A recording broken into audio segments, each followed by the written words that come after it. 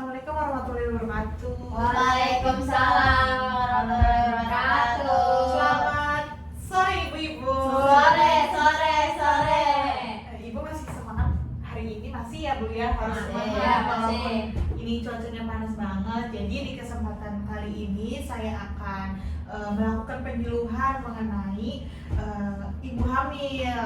Kalau boleh tahu ibu hamilnya udah berapa bulan? Saya trimester 2. Trimester 2. Ibunya? Saya baru minggu kelima trimester 1. Oh gitu, berarti baru ya Bu. Ini ibu-ibu muda sekali ya. Jadi boleh saya mulai penyuluhannya ya. Boleh.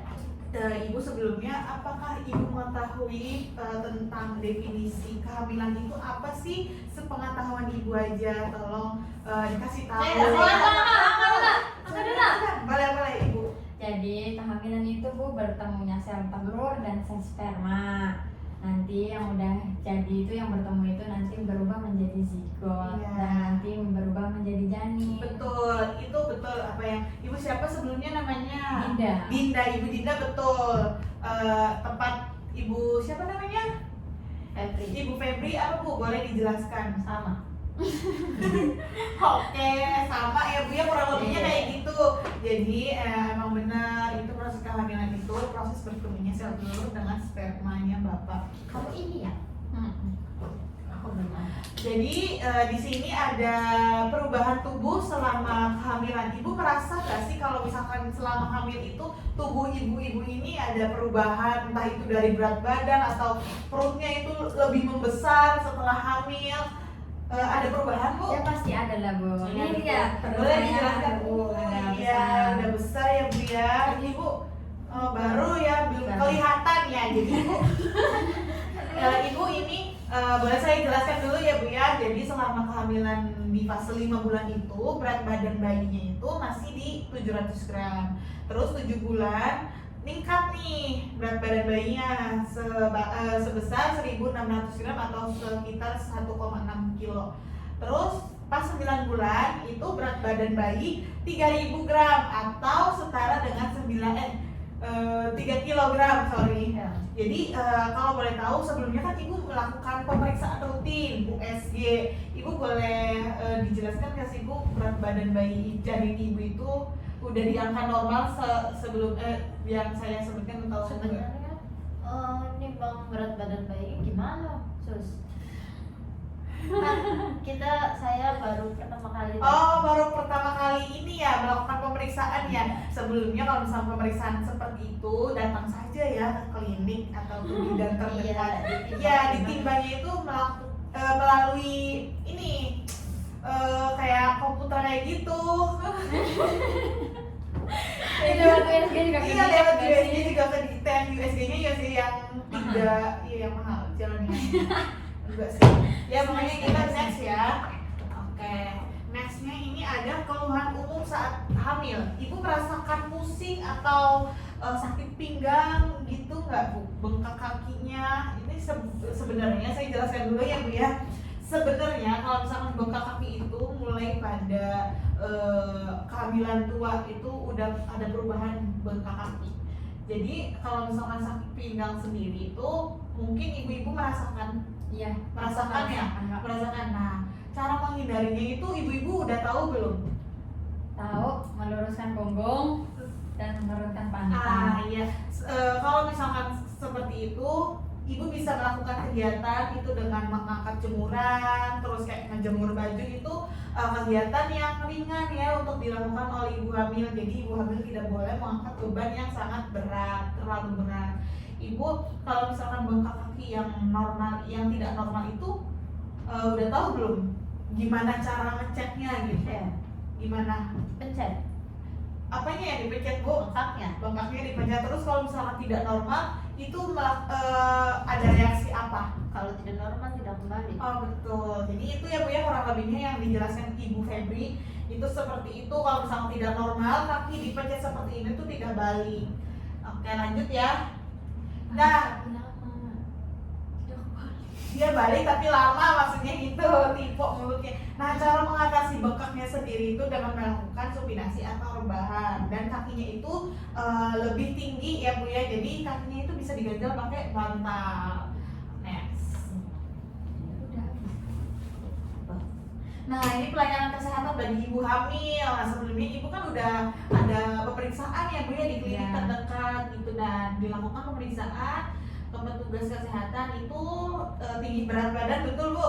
Ya Betul. betul. Terus imunisasi tetanus toksin. Iya, Betul. Berapa kali itu tuh Bu? Dua kali. Nah, nanti minum tablet tambah darah.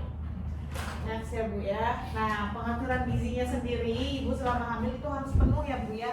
Jadi di sini ini selama makan, sekali makan itu harus ada protein, karbohidrat dan serat. Jadi contohnya ibu makan nasi ini, nah lauk pauknya ayam. Nah di seratnya itu kayak ada sayuran kayak wortel, tomat, itu harus ada diselingin ibu. Terus juga diselingin dengan buah-buahan.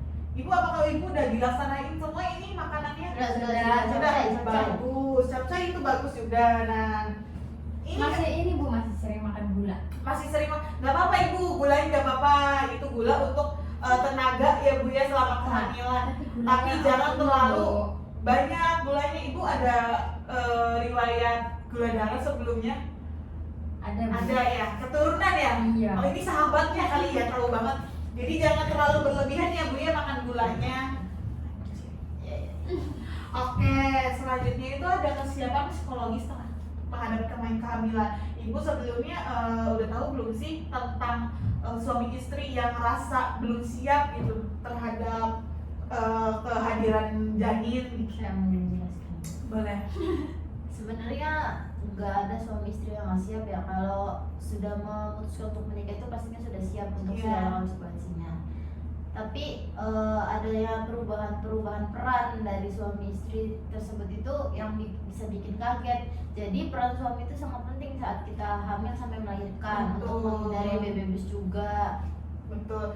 Ibu, ada yang mau ditambahkan Ibu Dinda? Cukup. Jadi suami istri itu merasa ingin punya anak dan siap menjadi orang tua itu bukan dari perannya aja ya sebelumnya. Jadi dari finansial juga harus sudah siap. Itu kalau misalnya kita punya anak tapi kita kurang mampu dalam finansial, itu kan sama aja bohong ya Bu ya. Jadi sama aja kita menelantarkan anak kita. Jadi kita harus udah siap finansial dan juga siap mental. Next ya Bu ya. Nah, ini hubungan suami istri selama hamil. Iya boleh nggak sih Bu? Boleh. Jadi Berapa bulan? Jadi kalau misalnya hubungan suami istri selama hamil itu boleh-boleh saja sih ya Bu. Tapi kalau lebih baiknya itu dilakukan semasa mau melahirkan. Itu kayak umur janin 9 bulan itu harus sering. Berarti saya nggak boleh mami Nggak boleh. boleh. Belum boleh, itu rentan terjadi Puasa. keguguran puasa. Iya betul. Next ya, itu jelas ya Bu ya. Udah jelas. Obat yang boleh dan tidak boleh dikonsumsi selama hamil.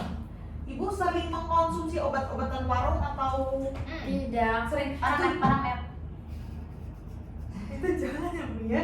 Itu lebih baik Ibu periksa ke bidan atau ke dokter. Nah, ibu sendiri sering mengonsumsi obat-obatan Tidak, baru? Bu. Tidak ya. Lifestyle. Waduh, bagus. Ini contoh ini Ibu Dinda ya. Jadi lebih baik kita periksa ke dokter dengan resep dokter.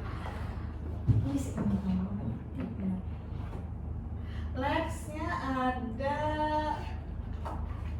perencanaan persalinan dan pencegahan komplikasi. Nah, yang pertama itu ada mengetahui perkiraan tanggal persalinan. Jadi ibu ini HPL-nya itu dihitung dari awal menstruasi sampai akhirnya itu kapan HPL-nya ya. Lalu yang kedua menentukan penolong dan tempat persalinan. Jadi ibu kalau selama hamil itu udah ada persiapan dan planning untuk mau di mana ini persalinannya, entah sesar atau normal, tapi lebih baik normal ya Bu ya, biar ada adrenalin gitu. Yang ketiga itu ada tabwilin atau biaya persalinan. Nah, seperti yang saya jelaskan tadi ya, finansial juga itu cukup penting, sangat penting untuk kita hamil.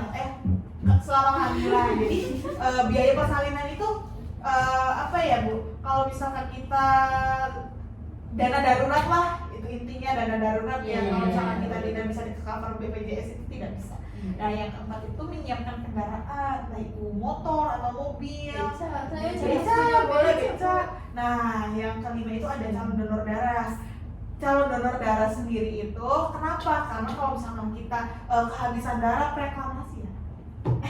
Kalau misalkan kehabisan darah itu kita kalau habisnya rendah itu bisa ada persiapan lah itu untuk donor darahnya. Yang terakhir itu ada menyiapkan kebutuhan persalinan. Jadi kita sebelum masa HPL sendiri itu kita udah menyiapkan di dalam tas itu sebaiknya kita menyiapkan kayak alat-alat yang diperlukan selama persalinan sendiri. Ibu cukup penyuluhan dari saya. Ada yang mau ditanyakan Bu? Cukup ya Bu ya. Baik, sangat jelas ya Bu. Terima kasih ya Bu ya. Semoga di lain kesempatan kita bisa bertemu kembali. Kurang-kurangnya mohon maaf. Wassalamualaikum warahmatullahi wabarakatuh. Nah, itu